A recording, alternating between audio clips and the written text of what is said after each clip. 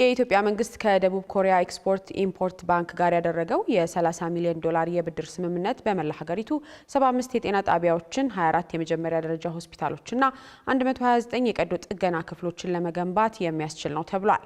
የተባለው የህዝብ እንደራሴዎች ምክር ቤት የፕላን በጀትና ፋይናንስ ጉዳዮች ቋሚ ኮሚቴ የብድር ስምምነቱን ለማጽደቅ የወጣውን አዋጅ አስመልክቶ ቢብራሩ ያላቸውን ጥያቄዎች ለገንዘብ ሚኒስቴር ባቀረበበት የአስረጂ መድረክ ላይ ነው። የህዝብ እንደራሴዎች ምክር ቤት የፕላን በጀትና ፋይናንስ ጉዳዮች ቋሚ ኮሚቴ በኢትዮጵያና በደቡብ ኮሪያ ኤክስፖርት ኢምፖርት ባንክ መካከል የተደረገውን የ$30 ሚሊዮን የብድር ስምምነት ለማጽደቅ የወጣውን አዋጅ አስመልክቶ ቢብራሩ ያሏቸውን ጥያቄዎች ትላንት ባካሄደው አስረጂ መድረክ ለገንዘብ ሚኒስቴር አቅርበዋል። በዚሁ ጊዜም አዳዲስ የጤና ተቋማትን ለመገንባትና የህክምና መሳሪያ ግብዓቶችን ለማሟላት ይውላል የተባለው የብድር ስምምነት በረጅም ዓመትና በዝቅተኛ የወለድ መጠን የሚከፈል በመሆኑ ተመራጭ የብድር አይነት መሆኑን ቋሚ ኮሚቴው ጠቁሟል። ሆኖም በሀገሪቱ በተከሰቱ ግጭቶች ምክንያት የወደሙ የጤና ተቋማትን መልሶ ለመገንባትና ለማቋቋም የሚውል በጀት በህዝብ እንደራሴዎች ምክር ቤት ጸድቆ በስራ ላይ የዋለ በመሆኑ የበጀት መደራረብና ብክነት አያስከትልም ወይ የሚለው ጉዳይ ከተነሱ ጥያቄዎች መካከል ይገኛል። ከተለያዩ ፕሮጀክቶች በአንድ አካባቢ ወይም በአንድ ኢንስቲትዩሽን ላይ በሚያርፉበት ጊዜ እንደዚህ አይነት ችግሮች እንዳይከሰቱ የምንከታተልበት መንገድ ስላለ በዚህ ደረጃ ችግር ያለ አይደለም። ሲመረጥም ራሱ ኦልሬዲ ከሌላ ፕሮጀክት ፋይናንስ የሚደረግ ካለ በዚህ ፕሮጀክት እንዲካተት አይደረግም ማለት ነው። ስለዚህ የመደራረብ ኦቨርላፒንግ ችግር የለውም።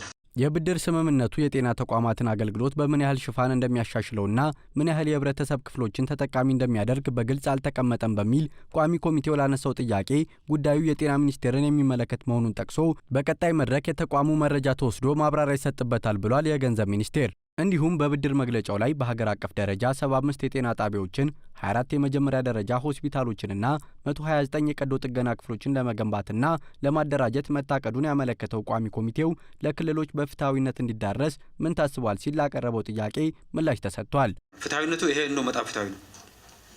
አንደኛ በመላ አገሪቱ ነው። ይሄ ሁሉም ክልል ማንም በዚህ የማይጠቀም ክልል እና ከተማ አስተዳደር የለም። በግልጽ መስፈርት ተቀምጦ የጤና ሚኒስትሪ አቅርቦ ተወያይተንበት ነውና ፍትሐዊነቱ በከፍተኛ ደረጃ የተረጋገጠ ነው። በሌላ በኩል ደግሞ በስምምነቱ መሰረት የግዢ ስርዓቱ የባንኩን አሰራሮች የግድ መከተል አለበት መባሉና እስከ 76 ከመቶ ከኮሪያ ድርጅቶች ግዢ መፈጸም በአስገዳጅነት መቀመጡ በገበያ ውድድሩ አሉታዊ ተጽዕኖ አይኖረውም ወይ ሲል ቋሚ ኮሚቴው ጠይቋል። የግዢ ስርዓቱ የእኛም የግዢ ስርዓት ኢንተርናሽናል ስታንዳርድን የተከተለ ነው። የዚህ የኢዲሲኤፍ የሚባለው የኮሪያ ዴቨሎፕመንት ፋይናንስ ተቋምም ተቀራራቢ የግዢ ስርዓት ነው ያለን። ስለዚህ በዛ ላይ ብዙ ልዩነት የለም። ሆኖም ግን የግዢ ስርዓት በምንፈጽምበት ጊዜ ከነሱ ሀገር ቴክኖሎጂ የመነጨ መሆኑ፣ አገልግሎት የመነጨ መሆኑ፣ በእያንዳንዱ የግዢ ምዕራፍ ደግሞ የነሱን ስርዓትም የተከተለ መሆኑን ማረጋገጥ ነው። ይሄ ደግሞ እንትኑ ነው ሩል ኦፍ ዘ ጌም ማለት ባህሪው መገለጫው። ስለዚህ በዚህ ደረጃ መወሰድ አለበት ማለት ነው። ብዙ ችግር የሚያመጣ ነገር የለም።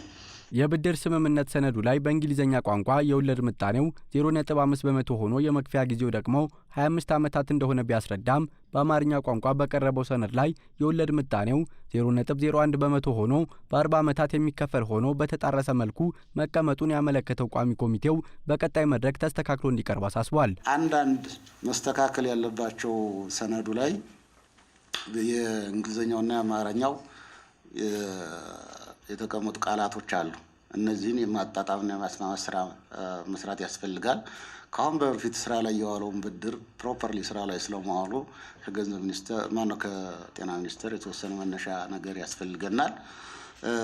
እነዚህን በጥያቄው ውስጥ የሚስተካከሉ ሆነው በክቡር ሚኒስትሩ አክሴፕት የተደረጉትን እነዚህን በማካተት የብድር ስምምነቱን በኮሚቴያችን በጋራ አይተን የውሳኔ ሀሳብ አዘጋጅተን ለተከበረው ምክር ቤት አቅርበን የምናጸድቀው ነው የሚሆነው።